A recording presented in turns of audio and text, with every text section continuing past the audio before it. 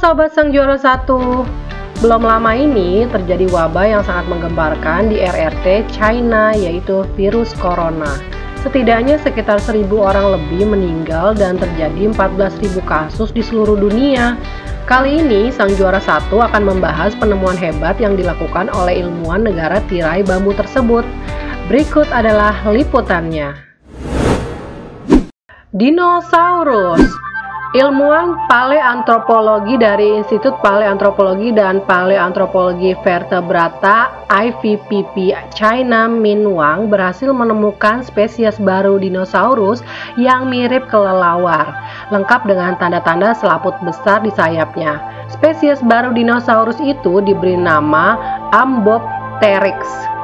Ambopteryx masuk ke dalam jajaran spesies aneh dinosaurus nonavian, bersanding dengan spesies Yiki dinosaurus pertama yang juga ditemukan dengan sayap mirip kelelawar. Yiki sendiri diumumkan secara resmi 2015 silam. Wang menjelaskan spesies baru yang ia temukan memiliki elemen styliform seperti batang yang menonjol di pergelangan tangannya. Elemen itu disebut-sebut berfungsi untuk membantu menopang membran sayap yang besar. Selain memiliki elemen styliform, kedua sayapnya memiliki film berwarna kecoklatan. Pada awalnya, seorang petani lokal menemukan fosil Ambopteryx 2017 silam di sebuah desa dekat Lingyuan, Provinsi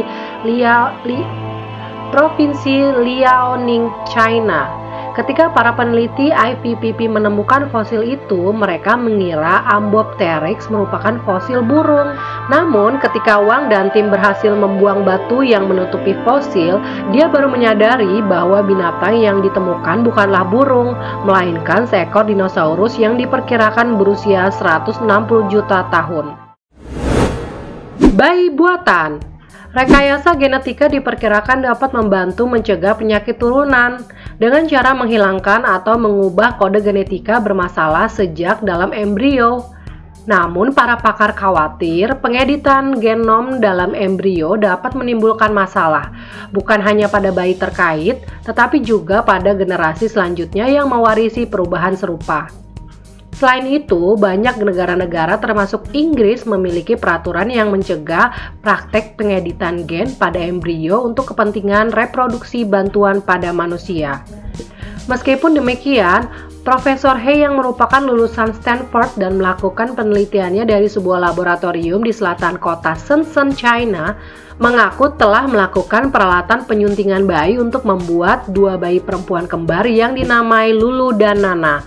Dalam video ini, dia mengklaim bahwa ia telah berhasil mengeliminasi sebuah gen bernama CCR5 untuk membuat kedua bayi tersebut kebal terhadap HIV bila mereka terkena paparan virus tersebut.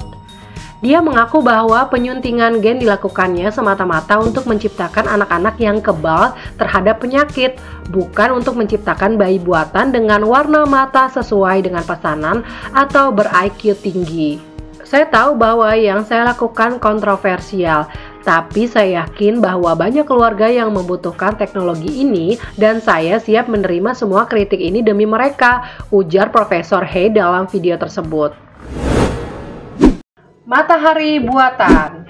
China akan mengoperasikan matahari buatannya HL2M Tokamak pada 2020. Matahari buatan ini dirancang untuk meniru reaksi kimia yang terjadi di matahari menggunakan gas hidrogen dan deuterium sebagai bahan bakar. Duan Suru, seorang ilmuwan pada proyek ini mengatakan HL2M Tokamak akan mencapai suhu lebih dari 200 juta derajat Celcius. Itu sekitar 13 kali lebih panas dari pusat matahari. Wow, panas banget ya guys. Ambisi China untuk mencari sumber energi ramah lingkungan mendorong mereka untuk mengembangkan proyek matahari buatan. Proyek yang dinamakan Man-Made Sun ini didasari pada cara kerja matahari dan bintang, yakni menggunakan fusi hidrogen yang menciptakan energi panas. Cara ini diklaim akan menciptakan energi yang lebih bersih dan lebih aman daripada reaktor nuklir biasa. Sejak proyek ini dimulai pada tahun 2018 lalu, matahari buatan tersebut telah mencapai suhu yang lebih panas dibandingkan matahari asli. Untuk dapat mewujudkan proyek ini, China bekerja sama dengan sejumlah negara antara lain Amerika Serikat, Uni Eropa, Rusia, Jepang, India, dan Korea Selatan. Rencananya matahari made in China ini akan mulai bersinar tahun ini dan bisa digunakan secara komersil pada 2050 mendatang. Bulan buatan. Ternyata bukan hanya matahari loh guys, ada bulan buatan juga. Bukan China namanya jika tidak menunjukkan taringnya dalam bidang teknologi antariksa. China mengumumkan bakal meluncurkan satelit iluminasi yang dikenal sebagai Artificial Moon alias bulan buatan. Dikembangkan oleh Chengdu Aerospace Science and Technology Microelectric System Research Institute, bulan palsu itu dibuat untuk menerangi kota menggantikan penerangan konvensional yang umumnya menggunakan lampu-lampu jalan. Bulan buatan itu akan diluncurkan pada 2020 mendatang. Pengujian satelit penerangan China itu telah dimulai sejak bertahun-tahun yang lalu. Kepala Lembaga Penelitian Sains Chengdu Aerospace, Wu Chengfeng, mengklaim bahwa bulan buatan akan memberikan cahaya 8 kali lebih terang dari bulan asli. Meskipun hanya akan bersinar di Chengdu, tapi cahaya bulan buatan itu bakal nampak di seantero China. Namun, sampai saat ini masih sedikit yang diketahui tentang tinggi, ukuran, dan tingkat kecerahan yang dimiliki bulan buatan ini. Cloning monyet. Zhongzhong dan Huahua, kedua monyet ekor panjang ini lahir berselang 2 minggu. Namun, kabar identik keduanya adalah monyet cloning primata pertama yang berhasil dikloning. Wow, hebat banget ya guys. Dengan lahirnya Zhongzhong dan Huahua, ilmu pengetahuan disebut-sebut selangkah lebih dekat ke cloning manusia. Zhongzhong dan Huahua diciptakan oleh para peneliti China di Institut Ilmu Saraf Akademi Sains Cina Shanghai. Dengan lahirnya Zhongzhong dan Huahua, batasan teknis cloning primata terlewat sudah. Selain monyet dan kera, anggota ordo primata lain adalah manusia. Mau gak guys di cloning? Kalau saya sih nggak mau.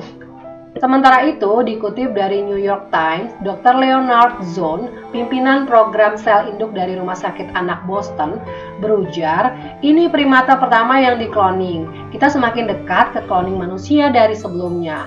Ini memicu pertanyaan mau dibawa kemana kita. Tapi, tidak semua ahli berpendapat bahwa lahirnya dua monyet ini akan menjadi tahap baru menuju cloning manusia. Militer China. Pada abad 21 seperti saat ini, China tampil sebagai negara adidaya baru di belahan timur dunia.